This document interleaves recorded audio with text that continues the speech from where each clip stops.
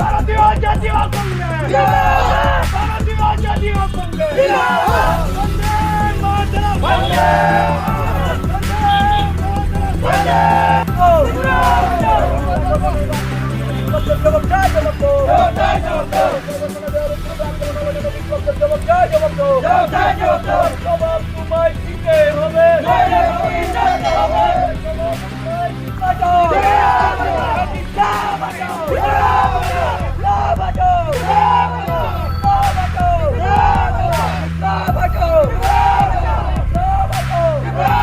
আজ এক অনবৃত্ত ঘটনার সাক্ষী রয়েছেন সমগ্র ত্রিপুরাবাসী। সেটা অনবৃত্ত বললে ভুল হবে হয়তো। প্রতিদিন প্রতিক্ষণে ত্রিপুরা রাজ্যের কংগ্রেস কর্মীদের উপর আক্রমণ হচ্ছে। আজ এই ঘটনার একটি অঙ্গ হিসেবে সুদীপ রায় বর্মন আগরতলাতে গিয়েছিলেন একজনের বাড়িতে, একজন লয়ারের বাড়িতে।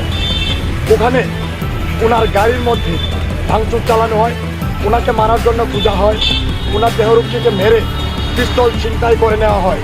ওনার যে গাড়ি ড্রাইভার ছিলেন ওকে বেদরকভাবে প্রহার করানো হয়। তাই আমরা যুব কংগ্রেস, NSY এবং আমাদের কংগ্রেসের মাদার সেল আজকে সারা রাজ্যের সাথে আমরা আজকে খোয়াইয়েতেও বিক্ষোভ মিছিলে সামিল হয়েছি। আমরা এই রাজ্যের অগণতান্ত্রিক সরকারকে হুঁশিয়ার করে বলে দিয়ে চাই, ব্রিটিশ আমাদের শেষ করতে পারেনি, আর বিপ্লব আর মোদী অবশ্য আমাদের চিনে না, আমাদের শেষ করতে পারবে না।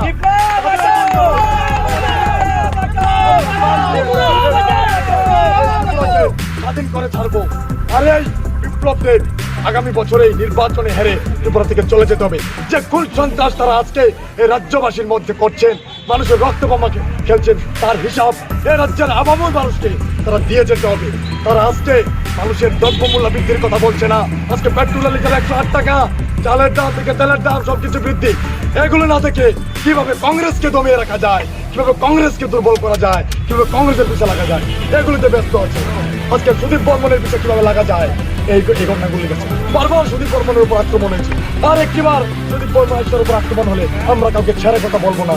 আমরা গণতান্ত্রিক উপায়ে ভারতের সংবিধান মেনে যে আন্দোলন করা হয়, রাস্তা উপর থেকে শুরু করে পারলে সংবিধানের সামনে ধর্ণা, বিধানসভার সামনে ধর্ণা, সব ধরনের প্রস্তুতিতে প্রদেশ যুব কংগ্রেস, আমরা জেলা যুব কংগ্রেস এবং সকলেই সক্রিয়ভাবে অংশগ্রহণ করবে। এই গণতান্ত্রিক সরকারের গুন্ডামির বিরুদ্ধে আমরা লড়াই করে যাব।